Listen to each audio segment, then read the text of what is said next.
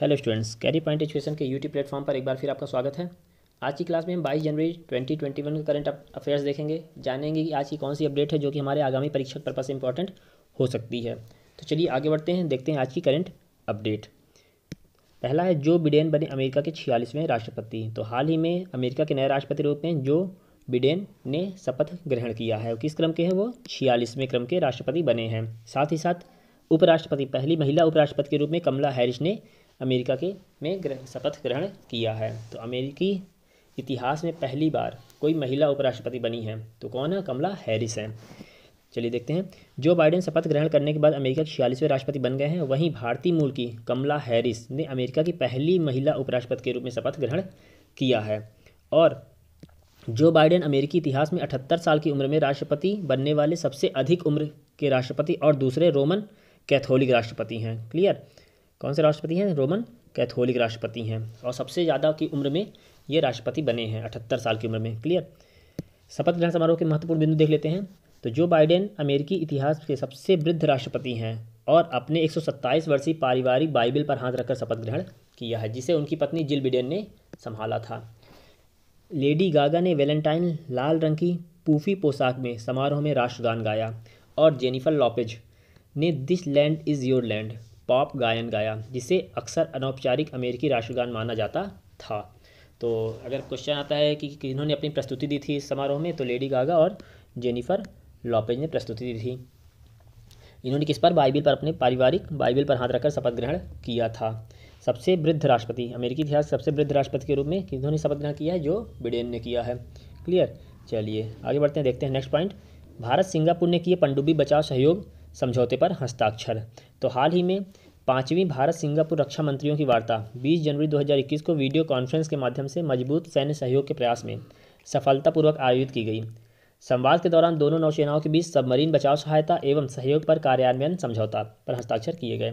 रक्षा मंत्री राजनाथ सिंह और सिंगापुर के उनके समकक्ष डॉक्टर एनजी इंग हेन के बीच समझौते पर हस्ताक्षर किए गए। तो हाल ही में पनडुब्बी बचाव सहयोग समझौते पर भारत एवं सिंगापुर ने हस्ताक्षर किए हैं। अगर बात करें सिंगापुर की, तो सिंगापुर की जो मुद्रा है सिंगापुर डॉलर है, यहाँ की राजधानी सिंगापुर नगर है, और पीएम कौन है? ली सियन लूंग है यहाँ के पीएम, प्रधानमंत्री। क्लियर? चलिए बढ़ते हैं अगले पॉइंट की ओर, देखते हैं नेक्स्ट पॉइंट क्या है। नीति आयोग ने जारी किया इंडिया इनोवेशन इंडेक्स 2.0। तो हाल ही में नीति आयोग ने इंस्टीट्यूट फॉर कॉम्पिटिटिवनेस के साथ मिलकर, किसके साथ में? इंस्टीट्यूट फॉर कॉम्पिटिटिवनेस, ध्यान रखिएगा नाम, के साथ मिलकर 20 जनवरी 2021 को भारत नवाचार सूचकांक इंडिया इनोवेशन इंडेक्स का दूसरा संस्करण जारी किया। तो क्वेश्चन बनता है, इंडिया इनोवेशन इंडेक्स जारी कौन करता है? कौन करता है? नीति आयोग करता है। नीति आयोग का अध्यक्ष कौन होता है? वर्तमान में का भारत का प्रधानमंत्री। तो कौन इस समय पे? पीएम मोदी नीति आयोग के अध्यक्ष हैं। इनके उपाध्यक्ष कौन है? राजीव कुमार हैं।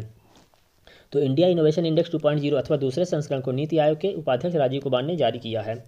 सूचकांक देश को एक नवाचार संचालित अर्थव्यवस्था में बदलने के लिए सरकार की निरंतर प्रतिबद्धता को दर्शाता है।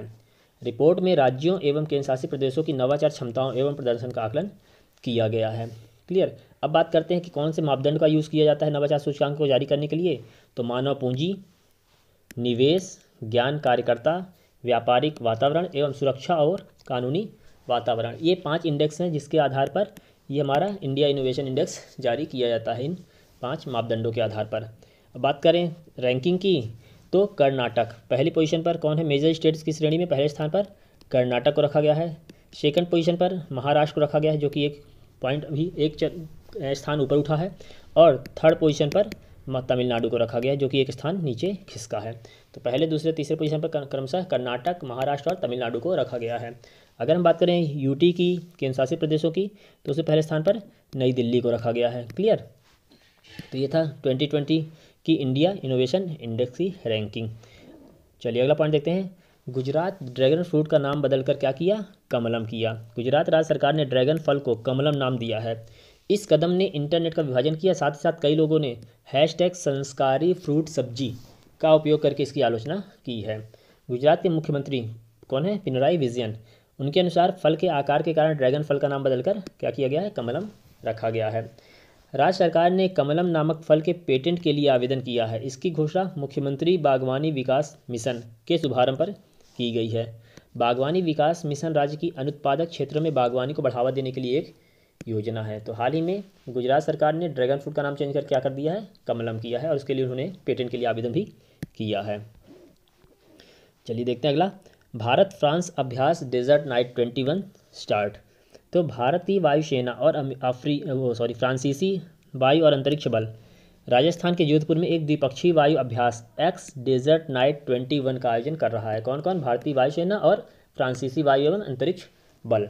यह अभ्यास दो वायुसेनाओं के बीच अनुबंध की श्रृंखला में महत्वपूर्ण मील का पत्थर है। यह अद्वितीय है क्योंकि इसमें दोनों पक्षों के द्वारा राइफल विमानों का क्षेत्रीकरण शामिल है, क्लियर, और दो प्रीमियर एयरफोर्स के बीच बढ़ती अंतःक्रिया का संकेत भी है। भारतीय वायुसेना और फ्रांसीसी वायु एवं अंतरिक्ष बल के बीच में डेजर्ट नाइट 21 कहाँ पर, राजस्थान के जोधपुर में शुरू किया गया है। बात करें राष्ट्रपति फ्रांस के राष्ट्रपति की, तो इमैनुअल मैक्रोन वहाँ के राष्ट्रपति हैं, पेरिस वहाँ की राजधानी है फ्रांस की, क्लियर। चलिए यहाँ की मुद्रा क्या है, यूरो है। चलिए आगे बढ़ते हैं, देखते हैं नेक्स्ट पॉइंट, हावड़ा कालका मेल का नाम बदलकर क्या किया गया, नेताजी एक्सप्रेस किया गया। तो हाल ही में भारतीय रेलवे की सबसे पुरानी ट्रेनों में से एक हावड़ा कालका मेल का नाम बदलकर नेताजी एक्सप्रेस कर दिया गया है।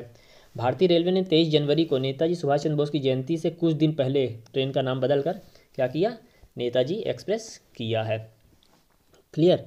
चलिए देखते हैं नेक्स्ट पॉइंट क्या है, सीएम जयराम ठाकुर ने लॉन्च किया HP हिमाचल प्रदेश का पहला ऑनलाइन युवा रेडियो स्टेशन। तो हाल ही में मुख्यमंत्री जयराम ठाकुर ने हिमाचल प्रदेश का पहला ऑनलाइन युवा radio station radio hills Youngistan का दिल, क्या रेडियो स्टेशन क्या नाम दिया है, रेडियो हिल्स यंगिस्तान का दिल लॉन्च किया है। मुख्यमंत्री ने युवा उद्यमियों के प्रयासों की भी सराहना भी की है। साथ ही साथ इस अवसर पर रेडियो जॉकी पलक, राहुल और निधि उपस्थित थे। तो हाल ही में हिमाचल प्रदेश के मुख्यमंत्री जयराम ठाकुर ने ऑनलाइन युवा radio station radio hills Youngistan का दिल लॉन्च किया है, क्लियर। जयराम ठाकुर हिमाचल प्रदेश के मुख्यमंत्री हैं और गवर्नर बंडारू दत्तात्रेय हैं, क्लियर। चलिए आगे बढ़ते हैं, देखते हैं नेक्स्ट पॉइंट क्या है, ICICI बैंक ने लॉन्च किया InstaFX मोबाइल ऐप। तो हाल ही में ICICI बैंक ने बैंक के ग्राहकों को ICICI बैंक का फॉरेक्स प्रीपेड कार्ड तेज़ी से प्राप्त करने में मदद करने के लिए अधिकृत मनी चेंजर्स के लिए एक नया mobile application InstaFX। Money changers कौन होते हैं, कोई व्यक्ति हो सकता है या फिर संगठन हो सकता है, तो उनके लिए एक मोबाइल एप्लीकेशन InstaFX शुरू करने की घोषणा किया किसने, ICICI बैंक ने। ICICI बैंक देश का पहला ऐसा बैंक है जो मनी चेंजर्स को ऐसी सुविधाएं प्रदान कर रहा है। मनी चेंजर्स एक व्यक्ति या एक संगठन होता है जिसका व्यवसाय एक देश के सिक्कों का दूसरे देश के सिक्कों में आदान प्रदान करना होता है। तो मनी चेंजर्स के लिए ICICI बैंक ने InstaFX मोबाइल ऐप लॉन्च किया है। इसमें क्या सुविधाएं दी जा रही हैं इसके थ्रू, तो देखते हैं InstaFX के बारे में कुछ बातें। तो जो InstaFX है, बैंक के भागीदार मनी चेंजर्स को ग्राहकों का KYC वेरिफिकेशन और ग्राहकों का सत्यापन डिजिटल रूप से वास्तविक समय के आधार पर पूरा करने में सक्षम बनाता है। साथ ही साथ यह बैंक फॉरेक्स प्रीपेड कार्ड कुछ ही घंटों में तेज़ी से सक्रिय हो जाता है। आमतौर पर क्या इस प्रक्रिया में 2 दिन लग जाते हैं। इस तरह के ग्राहकों को मिलने वाली सुविधाओं में और सुधार होगा, भले ही वे ICICI बैंक के ग्राहक हों या ना हों। तो InstaFX के थ्रू कई सारी सुविधाएं ICICI बैंक जो है अपने मनी चेंजर्स को देने जा रही है। चलिए देखते हैं अगला पॉइंट, एयरटेल पेमेंट बैंक ने लॉन्च किया एयरटेल सेफ पे। एयरटेल ग्राहकों को ऑनलाइन भुगतान धोखाधड़ी की बढ़ती घटनाओं से बचाने के लिए एयरटेल पेमेंट बैंक ने एयरटेल सेफ पे लॉन्च किया। तो ऑनलाइन भुगतान की धोखाधड़ी और जो घटनाएं हो रही हैं उससे बचाने के लिए एयरटेल पेमेंट बैंक ने एयरटेल सेफ पे लॉन्च किया है, जो डिजिटल रूप से भुगतान करने का एक सुरक्षित तरीका है। एयरटेल सेफ पे के साथ एयरटेल पेमेंट बैंक के माध्यम से UPI या नेट बैंकिंग आधारित भुगतान करने वाले एयरटेल ग्राहकों को अब उनकी स्पष्ट सहमत के बिना उनके खातों से पैसे निकाले जाने की चिंता नहीं करनी होगी। मतलब कि यह एक सेफ पेमेंट भुगतान का क्या तरीका है, एयरटेल सेफ पे।